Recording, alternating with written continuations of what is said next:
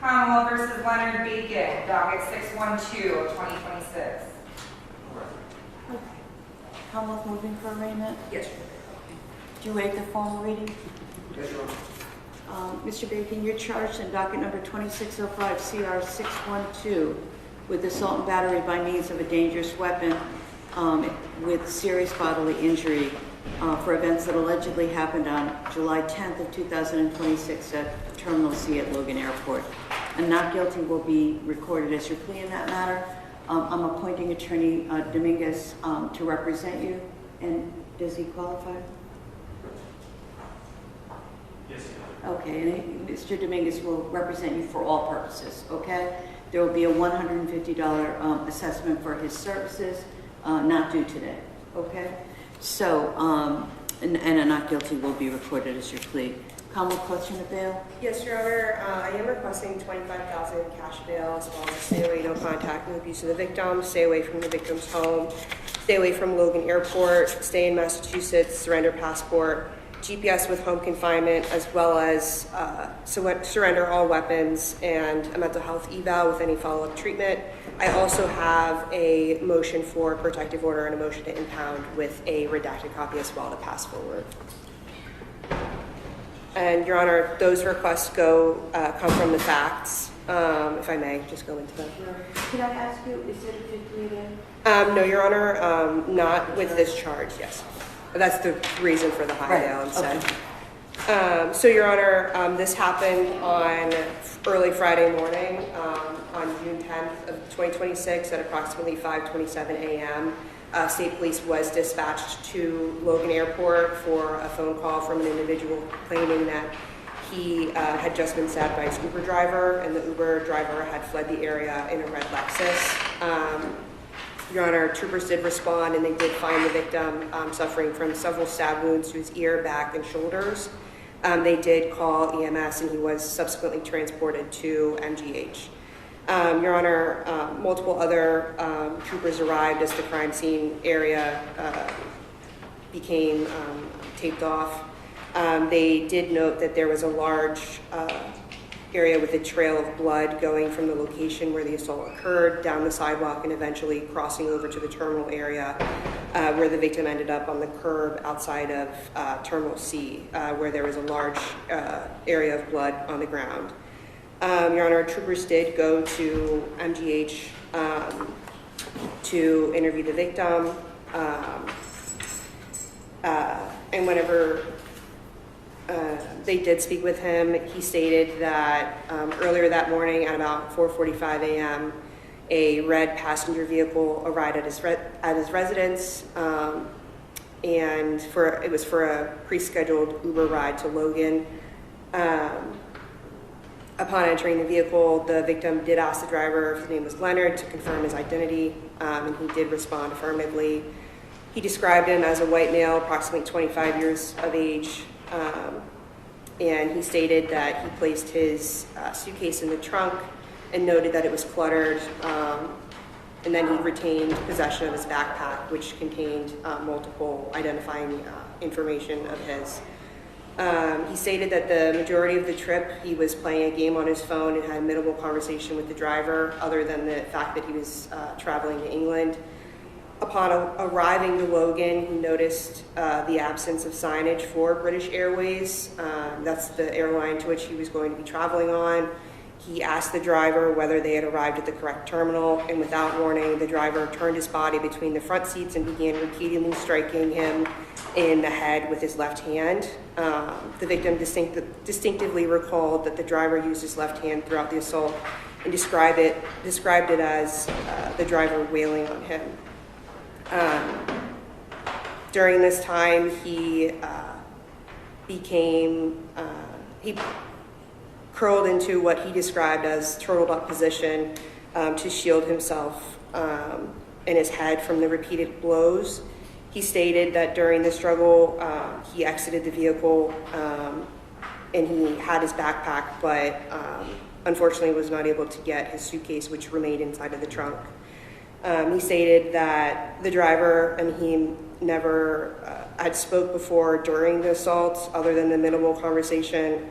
And he stated that the interaction leading up to the incident was calm and entirely non-confrontational, and he couldn't identify any argument, provocation, or any other circumstances that may have caused this. And immediately afterwards, the driver of this Uber did flee the scene. Your Honor, at the time, the victim had stated that he believed he was being punched and didn't realize he had sustained stab wounds until he exited the vehicle and observed a substantial amount of blood on his person. And they also noted, again, that the crime scene contained a significant quantity of blood droplets and blood transfer patterns extending from the location where the victim exited the vehicle. And troopers had noted that they believed that there is a high likelihood that additional blood evidence was present within the suspect vehicle, specifically in the area of the rear passenger side where the victim had been sitting. Your Honor, they were able to check the Massport camera system as well, and they confirmed that the license plate of the vehicle was MA number 3WAN36, and it did come back to a red 2017 Lexus. And the Massport camera system was able to confirm that that vehicle did pull up to Terminal C at approximately 5:27 a.m.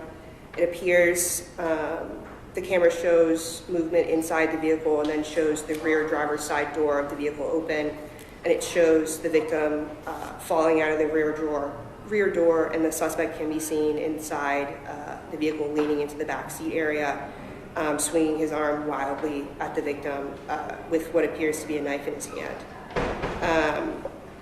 Once the victim was outside of the vehicle, the driver shut the rear door, and sped away from the area. Your Honor, they did do a search of the vehicle through the RMV to locate the address, to an address in Lowell. And they did also confirm through the Gatekeeper app that the vehicle had been doing an Uber ride at the time of the incident. Your Honor, they did attempt to follow the vehicle, and they did follow him through the phone number that was associated with the Uber account. And that phone number location was determined to be at Logan Airport at the time of the incident. And throughout the next several hours, it had shown that the suspect had left the state and entered New Hampshire, making his way up north towards the Vermont border, eventually entered Vermont. And then once he was essentially at the top of Vermont, the signal did disappear.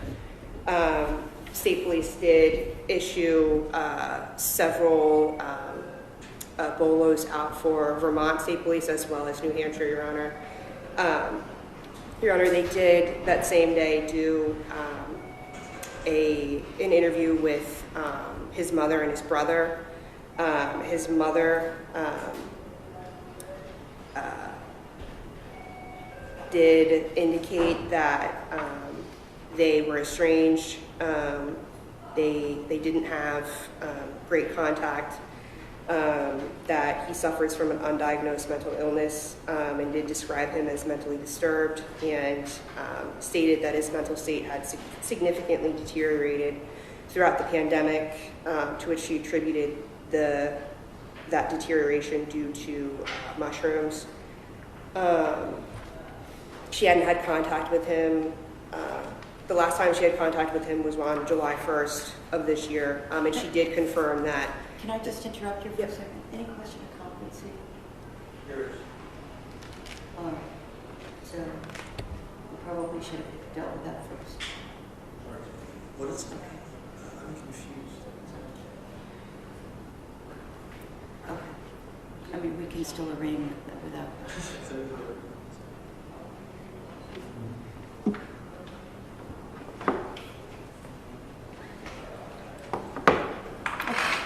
All right, so we're going to continue with the arraignment because that doesn't depend on competency, and then we'll go from there. Yeah. Okay. I'm almost done with the police report, Your Okay. Honor. I apologize. It is I kind of buried the lengthy. lead there, but that's okay.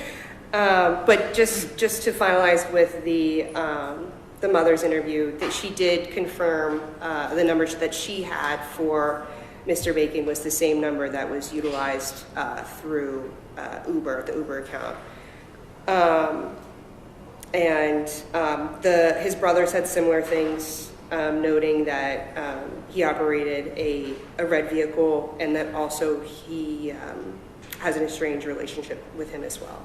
They did attempt to contact him using this number while they were speaking with the mother. And after several rings, a male did answer the call, and his mother did identify the voice as being her son, the defendant here before you today. He did mumble a hello and then remain silent, and then after approximately 15 to 20 seconds of silence, he disconnected the call. But he was also identified through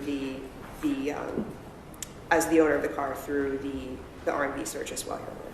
So based on all of those facts, Your Honor, those are the reasons that I'm asking for the $25,000 cash bail, as well as stay away, no contact, no abuse of the victim's home, stay away from Logan, stay in Massachusetts, surrender passport, GPS with home confinement, surrender any weapons, mental health eval with any follow-up treatment, as well as the motion for protective order and the motion to impound. Okay. All right. So, are you prepared to do a bail argument? I'd rather have, one of the positions to have to evaluate the competency, or I can respond to the government's request, but I think the more appropriate thing is to schedule this for a date when the clinician will physically be here. I find that's And have him held without bail in the interim? until correct. Can we see if we have a clinician tomorrow? I don't want to make it too long. I want to get the evaluation as quickly as possible. So why don't we have you reach out to the clinician, see if we can get somebody in. My understanding is we can get somebody on a tablet today, but I'm not sure that makes a lot of sense. I prefer to have it in person. I get more out of it than if you do. You can miss a lot of it. Okay. So you can give phone numbers to your attorney and he'll make a call for you, okay? Okay. All right, let's do that. Let's see if we can get an evaluator here tomorrow, at the latest Wednesday, but I'd like to do it tomorrow if we can, okay? And we'll give it a brief second call, but if that's the situation, he'll be held without bail pending that evaluation. Okay. Okay, so we're going to get in touch with the